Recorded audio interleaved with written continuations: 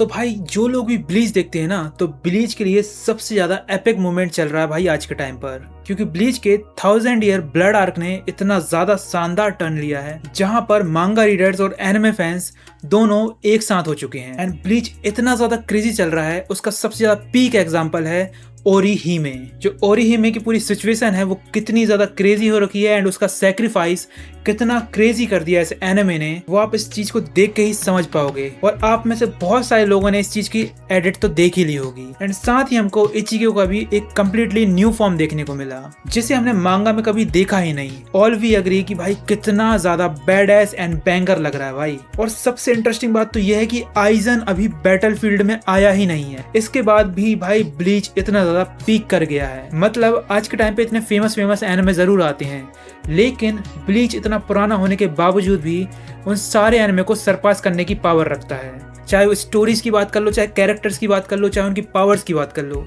And also अब तो animation भी इतना ज्यादा पीक कर गया है कि मैं जुजुत्सु काइसन से टक्कर ले सकता हूँ ब्लीच के साथ। एंड मेरा यहाँ पे एक प्रेडिक्शन भी हो रहा है कि भाई मांगा में जो इचिगो की फाइनल फाइट होगी वैसी फाइट शायद हमें एनिमे में देखने को नहीं मिलेगी, जबकि उससे भी ज्यादा बैंगर एंड पीक करने वाली फाइट देखने को मिलेगी। एंड इसका हिंट हमें अभी से देखने को मिलने लगा है, क्योंकि मांगा से ज्यादा एनिमे और ज्यादा इंटरेस्टिंग होता जा रहा है। और इसी चीज का सबसे बेस्ट एग्जांपल है ओरिहिमे। लाइक ओरिहिमे की मांगा वाला एंडिंग उसको इतना ज्यादा इंपॉर्टेंट नहीं बनाता, लेकिन एनिमे में ओरिहिमे की एंडिंग कुछ अलग ही लेवल पे पहुंच जाता है, जिससे ओरिहिमे की एंडिंग हमें कुछ ज्यादा ही अच्छी लगती है और उसका डेप्थ कैरेक्टर और भी ज्यादा मजे देता है।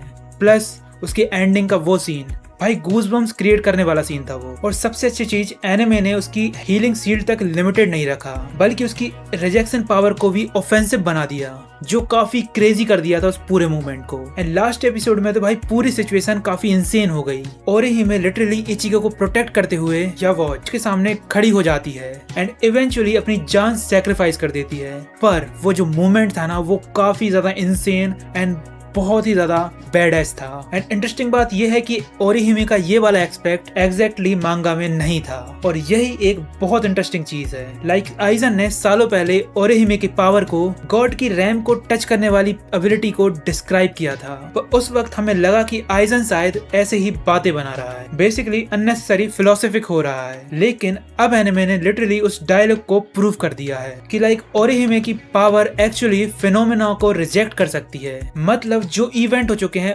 उसे थियोरेटिकली रिजेक्ट कर सकती है। और फिर यहीं से एक सवाल और आता है, क्या एनिमे ने ओरिहिमे के सैक्रिफाइस को सिर्फ शॉक वैल्यू के लिए ऐड किया है, या फिर ये सब एक बड़े इवेंट का सेटअप है? और फिर इचिगो का नए फॉर्म ने मांगा रीडर्स को भी सरप्राइज कर दिया, जहां पर उसके हॉर्न्स, उसकी चेन्स कंप्लीटली डिफरेंट फॉर्म उसका दिखाया गया है, जो काफी ज्यादा रिफाइंड लगता है और काफी ज्यादा डार्क और बैडएस लगता है। और इचिगो का ये डिजाइन उसके पुराने फॉर्म को कॉल बैक भी करता है। अब इस सब बैडएस फाइट्स और इस पूरे ड्रामे के बाद सबसे बड़ा सवाल ये बचता है कि आखिर आइजन कहाँ है, द गॉड लेवल विलन कहाँ पे है? अब यहाँ पर मांगा रीडर्स को तो पता है कि आइजन यावॉच के अगेंस्ट फाइनल बैटल में इन्वॉल्व होगा, लेकिन एनिमे जिस स्पीड पे स्टोरी को आगे बढ़ा रहा है, इस चीज को प्रेडिक्ट करना काफी डिफिकल्ट होता जा रहा है कि आइजन की एंट्री कब होने वाली है। एंड मेरे हिसाब से एपिसोड 6 या 7 सबसे इंटरेस्टिंग विंडो लगती है, क्योंकि एपिसोड 5 में इचिगो एंड ओरिहिमे की पूरी सिचुएशन को काफी ज्यादा एस्केलेट कर दिया गया है एनिमे के अंदर। एंड इसी वक्त आइजन का सडनली अपीयर होना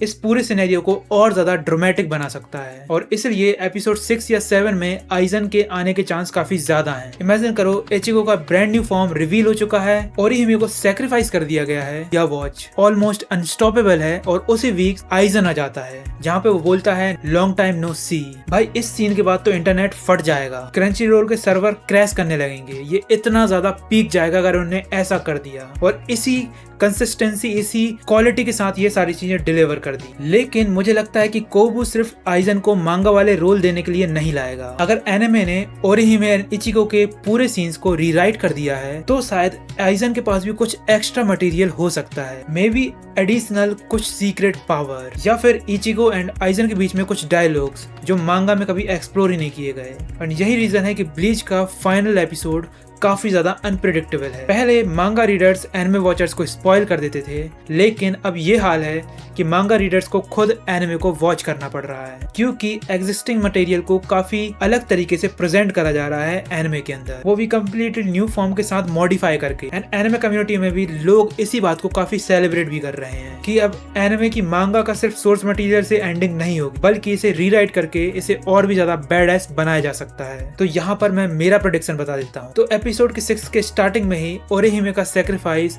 कंक्लूड कर दिया जाएगा एंड एपिसोड 7 में इचिगो एंड यावाज के बीच में काफी ज्यादा इंटेंस फाइट होने वाली है और एपिसोड एंड होते होते आइजन की एंट्री हो जाएगी। और ये सब पॉसिबल होगा कि अगर आइजन 7 एपिसोड में अपीयर होता है तो। एंड सबसे इंटरेस्टिंग बात तो कि मांगा रीडर्स को अब एक्चुअल में नहीं पता कि एपिसोड 6 और 7 में क्या हो सकता है। ब्लीच को एग्जैक्टली यही मैडनेस की जरूरत थी। इस बारे में आपके क्या थॉट्स है मुझे कमेंट्स में बताना and don't forget to subscribe my channel. तो मिलते हैं नेक्स्ट वीडियो में, तब तक के लिए बाय बाय।